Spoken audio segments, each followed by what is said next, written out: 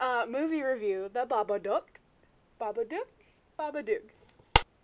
Hi, I'm Jeanette, this is Haunting Television, and you are here watching the review of The Babadook. So, where do I start? I don't know. I'm sure you've heard about The Babadook already. Babadook. Depends on what accent you pronounce it in. I'm gonna go with Babadook, because I can. So, The Babadook has gained a lot of internet stardom already.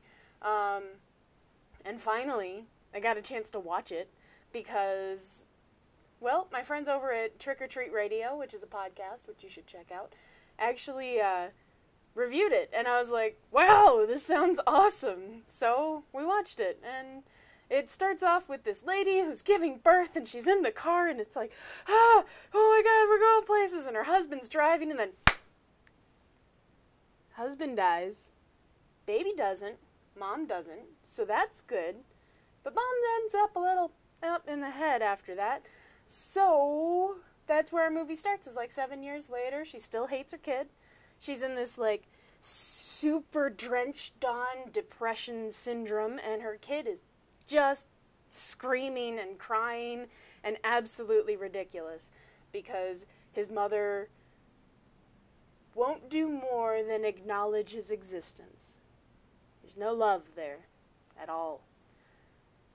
And then the Babadook shows up and starts causing mayhem because he's a monster that lives in the shadows, etc. So yeah, there's your basic plot synopsis. I really enjoyed this movie. It was amazing. There was so the story was really exciting, and the characters were so wonderfully well developed, especially the mother character. Oh, hey Jubilee, you want to give a review too? Come here. So much like Jubilee, who squirms and can be loud and annoying from time to time, the kid was also that. He would kick and scream and cry and be very upsetting. And I can kind of understand that, because the mother was so distant. And I really think that this movie, I feel like I've seen this movie, but from the kid's point of view before. You know, there's like the kid who wants to fight the monster that's coming in through the closet. No one will believe him, and his mom is being this hard-headed person and won't listen to him. He's like, well, I'm going to fight it myself. But we've seen that movie. This movie was the mom's point of view. And it's all about the mom, you know? She's so drenched in depression. She's so just like wrapped up in her own head and in her own issues that she can't function. And then this thing shows up and starts harassing her and threatening her child and herself and everyone around her. And what is she going to do, you know? In a way, it was almost like having the monster show up, the Babadook.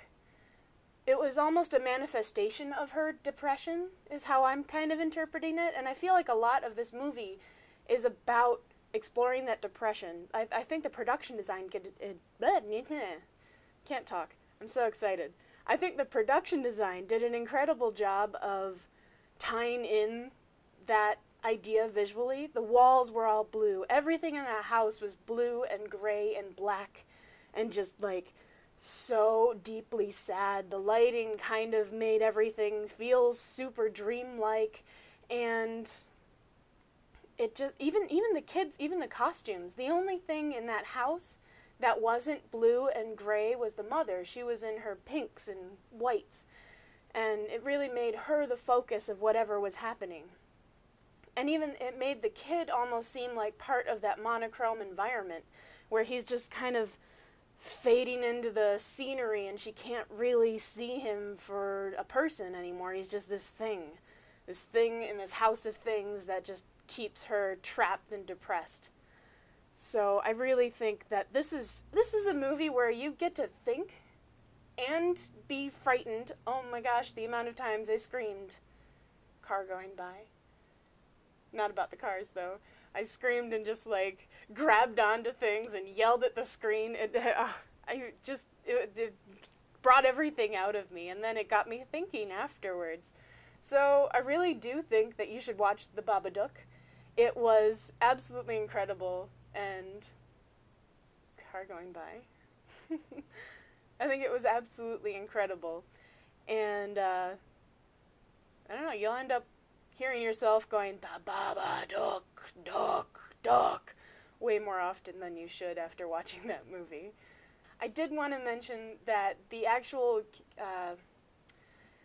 creature design of the Babadook was really cool. It reminded me a lot of oh, this is going to seem so cliche, Freddy Krueger, because he kind of drifted in and out of reality in dreamland where you're not really sure what's real and what's an illusion or an hallucination, and he just was like that traditional scary thing in the dark, you know? And he didn't get overexposed too much because he didn't show up until way later. It's a lot of psychological stuff and, like, you know, doors opening by themselves shouldn't be as scary as it is, but every single time it is, you're like, I'm alone in the house, this is great. Thunk, thunk, thunk.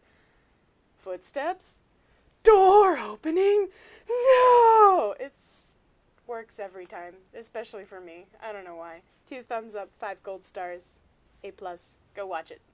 Because I want to own this. I want to watch it again and again and again and again. It was awesome. Also, side note, cockroaches.